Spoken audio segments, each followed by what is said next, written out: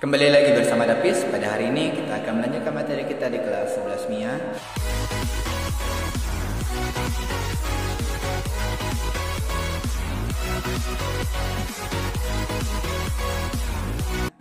Kemarin kita sudah belajar tentang fluida statis, fluida yang diam. Hari ini kita akan belajar tentang fluida dinamis. Pertama ada konsep fluida ideal. Sebelum kita masuk ke dalam konsep fluida ideal, kita harus tahu dulu fluida dinamis. Fluida dinamis adalah fluida yang bergerak atau mengalir. Konsep-konsep tentang fluida dinamis. Pertama, fluida termampatkan, maka volume dan massa jenis berubah saat diberi tekanan. Fluida tidak termampatkan, maka volume dan massa jenis tetap jika diberi tekanan atau tidak berubah. Lawan dari yang atas, Aliran tunak, kecepatannya tetap. Aliran tidak tunak, berarti kecepatannya berubah-ubah. Lawan dari atas juga. Aliran berputar, mengalami momentum sudut. Kalau aliran tidak berputar, berarti tidak mengalami momentum sudut lah. Fluidanya kental. Kemarin kita sudah belajar tentang vikositas. Vikositas kan tingkat kekentalan zat cair. Jadi kalau fluidanya kental, benda yang bergerak melewati fluida tersebut mengalami gegesek toh. Kalau fluida tidak kental, berarti tidak mengalami gegesek lah bendanya. Itu lawan dari atas. Jadi saling berlawanan. Jadi dapat kita simpulkan bahwa fluida ideal adalah fluida yang tidak kental. Berarti ngambil yang mana dong? Yang ini. Tidak termampatkan, berarti ngambil yang ini. Alirannya tunak, berarti ngambil yang ini. Serta tidak berputar, berarti ngambil yang ini. Itulah fluida ideal ya. Kita bisa melihat ada aliran turbulen dan aliran laminar. Kalau turbulen itu membentuk suatu pusaran di mana gerakan air itu secara acak. Tapi kalau laminar itu geraknya lurus, ya tidak saling tabrakan. Inilah salah satu perbedaan yang sangat jelas ya, antara turbulen dan laminar. Yang B, garis arus dan asas kontinuitas. Nah, garis arus adalah lintasan yang ditempuh oleh partikel-partikel fluida yang mengalir dengan aliran tunak atau laminar nama lainnya. Nanti saya tunjukkan yang maksud garis arus itu kayak mana. Contoh dari garis arus dan tabung aliran dari suatu aliran fluida tunak. Yang kedua, asas kontinuitas. Jadi dalam asas ini ada kata debit. Kita kan sering mendengar kata debit tuh di berita, ya. Kemudian dalam artikel-artikel. Jadi debit itu adalah volume fluida yang mengalir melalui suatu penampang tiap satuan waktu. Berarti kasarnya tuh bisa kita katakan tuh banyaknya air yang mengalir dalam satu penampang tertentu atau satu tempat tertentu, misalnya pipa. Itulah debit.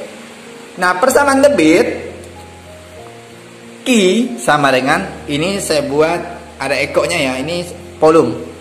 Jadi volume per waktu atau P per T. Nah, ilustrasinya seperti ini. Ini ada satu penampang atau pipa. Pipa ini berisikan air. Jarak air itu X. Nah, pipa ini pasti mempunyai luas penampang. Jadi ini luas penampangnya. Air ini pasti mempunyai kecepatan toh. Itu P. Nah, yang ini kecepatan, kalau ini volume ya. Saya kasih perbedaan. Kenapa? Karena di sini gunakan 2P langsung, ada volume dan kecepatan. Jadi saya bedakan. Volume air yang mengalir itu kalau saya simbolkan, volume sama dengan luas penampang dikali dengan jaraknya. Tadi kita sudah sepakat bahwa Q itu kan sama dengan volume per waktu. Oh, berarti volume per waktu. Sekarang volumenya ini nih, kita ganti dengan A dikali dengan X. Maka di sini diganti. Jadi A kali X per T.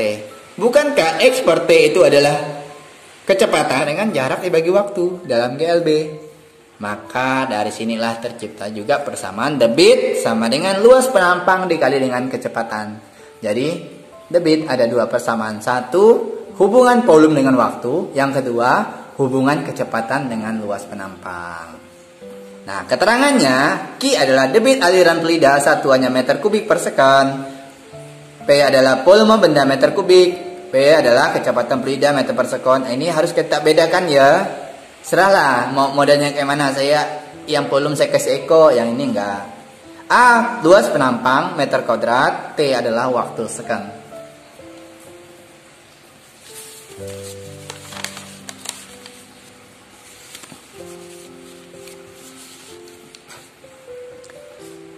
Konsep asas kontinuitas. Siapa yang pernah nyiram bunga menggunakan selang?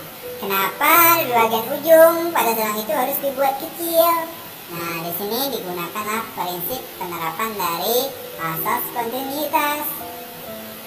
Penampang 1 ada luas penampang 2. Luas penampang 1 saya bisa misalkan jarak sama dengan kecepatan dikali dengan waktu. Ini juga X2 kecepatan dikali dengan waktu. Karena fluida tidak termampatkan sesuai dengan sifat yang tadi, maka massa jenis fluida mengalir adalah konstan. Artinya massa jenis 1 sama dengan massa jenis yang kedua. Sehingga muncullah persamaan Q1 sama dengan Q2. Debit di kondisi 1 sama dengan debit di kondisi 2. Debit tadi apa Pak? Luas penampang dikali dengan kecepatan sama dengan luas penampang 2 dikali dengan kecepatan 2. Kalau tidak ada luas penampang yang ada diameter macam mana? Tinggal ubah aja. A itu kan 1/4 pi d kuadrat. Berarti tinggal d kuadrat dikali dengan P1 sama dengan d kuadrat yang luas penampang 2 dikali dengan kecepatan 2. D adalah diameter, satuannya meter ya. Selanjutnya asas Bernoulli. Bernoulli adalah nama orang ya. Menurut Bernoulli terdapat hubungan antara tekanan fluida, besar kecepatan atau kelajuan pancaran fluida dan ketinggian yang dicapai fluida ketika suatu fluida mengalir melalui selang atau saluran lain. Misalnya, nah ini adalah salah satu gambar dari asas Bernoulli yang terkenal ya. Misalnya ini ada luas penampang 1, ada luas penampang 2. Katanya tadi kan ada hubungan tekanan fluida, kecepatan, dan ketinggian pada saat fluidanya mengalir. Nah ini kecepatan, tekanan masih ingat kita. Tekanan itu kan P sama dengan E per A ya. Jadi kalau bawa putar sini bisa F1 sama dengan tekanan dikali dengan luas penampang. Ini tinggal putar ya. Jadi kita F P kali A. Nah ini ada delta X1, ada delta X2. Kemudian ada ketinggian pada luas penampang 1, ada ketinggian pada luas penampang kedua. Maka rumus dari asas Bernoulli yang terkenal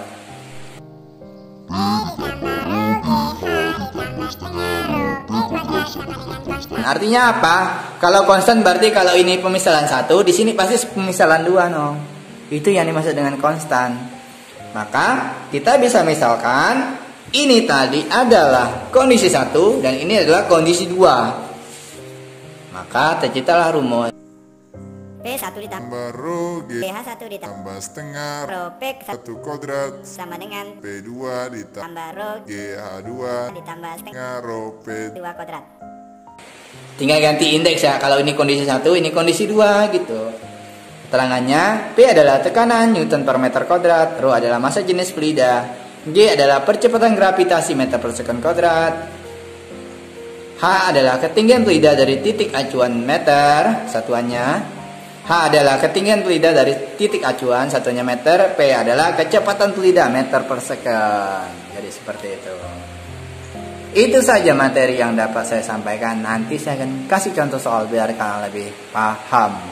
Sekian dan terima kasih.